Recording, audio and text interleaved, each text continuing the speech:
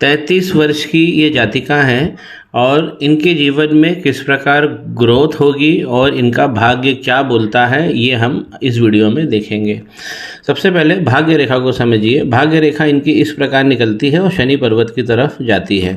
थोड़ा हम बारीक से अध्ययन करेंगे तो इस भाग्य रेखा में यहाँ पर आइलैंड बन गया है, और अगर आइलैंड बन गया और ये भाग्य रेखा देखिए आप शनि पर्वत तक पूरा नहीं पहुँच पा रही है, शनि यहाँ पर वक्री हैं। इस प्रकार की ये जो लाइन होती है काली, ये हमारे फाइनेंस को भी उड़ाती है, प्रेम संबंध को भी खराब कर देती है। इनके जो बृहस्पति बने हुए हैं ग्रोथ के लिए, हम इस लाइन को देखना चाहिए। ये हमारी जीवन की रेखा है और यहीं से अगर इस प्रकार एक प्रोजेक्शन निकल के बृहस्पति के पर्वत तक जाता है तो ग्रोथ बहुत अच्छी होती है। जब हमारी भाग्य रेखा बिगड़ जाती है तो यहाँ पर ग्रोथ रुक जाएगी। देखिए यहाँ पर एक लाइन है ग्रोथ की, यहाँ पर एक लाइन है। अब इस लाइन का जो उद्गम हो रहा है, इस वाली लाइन का, वो एक आइलैंड से हो रहा है। इस प्रकार का आइलैंड ये सीधा बता रहा है कि टीन एज तक इन्होंने बहुत सारा संघर्ष किया है। इस प्रकार का संघर्ष क्यों आ रहा है वो भी आप समझिए। बृहस्पति का पर्वत अपने केंद्रित भाव से यहाँ से ये इस तरफ सरक गया है, ये इसका केंद्रित भाव है और ये यहाँ पे सरक गया है क्योंकि यहाँ पे फूल गया है।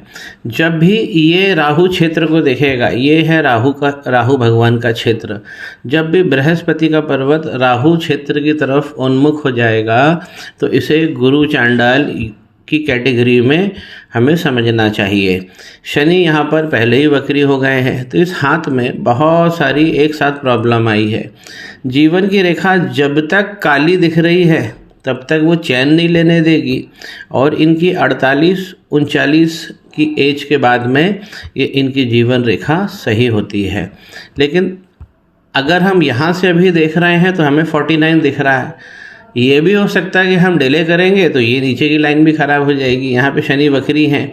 शनि जब वक्री होते हैं तो सबसे बड़ी जो हमारी भाग्य की रेखा है, इस प्रकार देखिए यहाँ पर ये एक लाइन, खड़ी लाइन आप देख रहे हैं, ये शनि के पर्वत पर अगर खड़ी लाइन है तो व्यक्ति को धन धान्य सब मिलता है, और जब ये वक्री लाइन इस प्रकार चलती है तो इस लाइन को हटा देती है। साथ में ये जो लाइन है भाग्य रेखा, ये भी गड़बड़ हो गई है। बहुत गौर से यदि हम देखें केतु के पर्वत पर, तो केतु के पर्वत पर इस प्रकार की रेखा ये चंद्रमा की तरफ जो जाती है, ये हमको एडिक्शन की तरफ ले जाती है। एडिक्शन दवाओं का भी हो सकता है। चंद्रमा का पर्वत यदि हम देखते हैं तो यहाँ पर देखिए क्रॉस भी दिख रहा है, और ये लाइन चंद्रमा को सबसे ज़्यादा डैमेज कर रही है। फिटनेस पे बहुत ध्यान देना है। किसी भी स्त्री का अगर पहला मणिबंध अच्छा बना है तो व्यक्तित्व बहुत शानदार बनता है। दूसरा मणिबंध हो तो करियर और धन दोनों देता है। इसी को हम फोकस करते हैं। ये आइलैंड नहीं होना चाहिए, तो करियर में और धन में ये दिक्कत देता है। तीसरा मणिबंध हमारे जो फैमिली लाइफ होती है उसके लिए बहुत इम्पॉर्टेंट होता है। सेक्स लाइफ ये बिल्कुल कमज़ोर हो गया है। यदि हम दाम्पत्य की रेखाएं देखें बुध के पर्वत पर, तो इस प्रकार ये जो वाय बना रही हैं, इस प्रकार ये खुल रही है, यहाँ पर आइलैंड बन रहा है, तो ये भी भाग्य नहीं देता है। यहाँ पर जो दूसरी प्रॉब्लम मुझे दिख रही है वो इस प्रकार की लाइन जब हम मंगल पर्वत से चलती है, तो यही तो राहु की लाइन है, और यहाँ पर देखिए ये एक लाइन इसने सबसे ज़्यादा डैमेज किया है।